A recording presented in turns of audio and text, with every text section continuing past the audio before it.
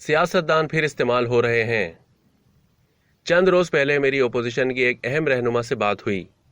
अहम इस लिहाज से कि वो बहुत कुछ जानता है, मसलन क्या हो रहा है, क्या खिचड़ी पक रही है, अदम एतमाद की क्या कहानी है, वगैरह वगैरह। उससे बात करके मुझे अफसोस हुआ और ऐसा लगा जैसे सियासतदान एक बार फिर इस्तेमाल हो रहे हैं।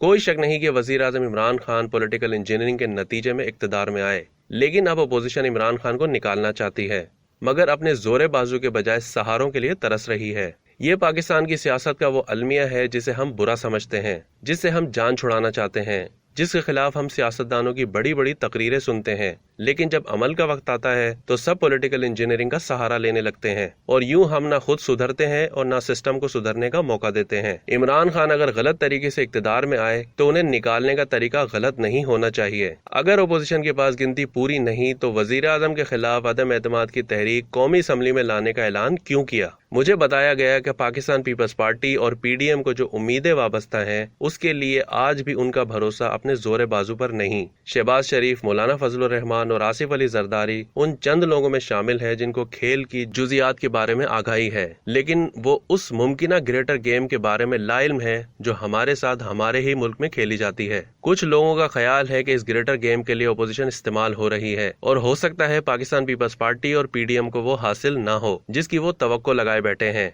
लेकिन मैं कहता हूं कि ऐसे खेल का हिस्सा बनने से अगर वजीर आजम इमरान खान के खिलाफ तहरीक अदम एतमाद कामयाब हो भी जाती है तो फिर भी उसका मतलब ये होगा कि सियासतदान इस्तेमाल हो गए। जरदारी साहब ने तो चले खेल ही खेल में जिंदगी गुजार दी, लेकिन अगर मियां नवाज शरीफ भी इमरान खान हुकूमत के खात्मे के लिए किसी मसलहत के तहत किसी खेल के लिए तैयार हो गए तो फिर इसका मतलब ये हुआ कि वो जो कहते हैं कि उन्होंने माजी से सबक सीखा, दरअसल ऐसा नहीं है। सियासतदानों को आपस में एक दूसरे से मुखालफत और हुकूमतों को गिराने की ख्वाहिश में इस कदर फ्रस्ट्रेशन में मुब्तला नहीं होना चाहिए कि वो सहारों की तरफ देखना शुरू कर दें। मुझे बताया गया कि मियां शहबाज शरीफ, आसिफ अली जरदारी और मौलाना फजलुर रहमान की हालिया मुलाकातें और पीटीआई हुकूमत के इत्तेहादियों से राब्ते खेल का हिस्सा हैं। ओपोजिशन उम्मीद से है कि चाहे काफ लीग और एमक्यूएम ने कैसा ही जवाब उनको इन राब्तों में दिया, जब वक्त आएगा ये इत्तेहादी ओपोजिशन के साथ होंगे। इसके अलावा हुक्मरान जमात के कोई 25-30 एमएनएज भी ओपोजिशन की झोली में होंगे। जो प्लान बनाया गया उसके मुताबिक फरवरी का आखिरी या मार्च का पहला हफ्ता अहम होगा।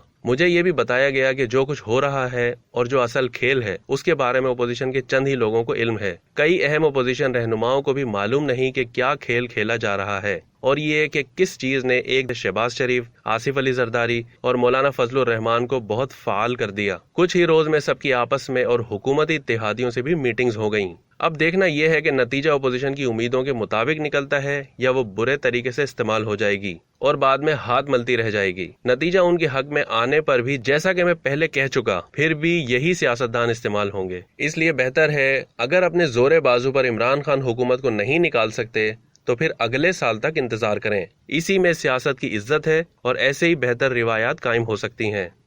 अब तक के लिए इतना ही। मजीद मालूमात के लिए डेली जंग यूट्यूब चैनल को सब्सक्राइब करना ना भूलिए।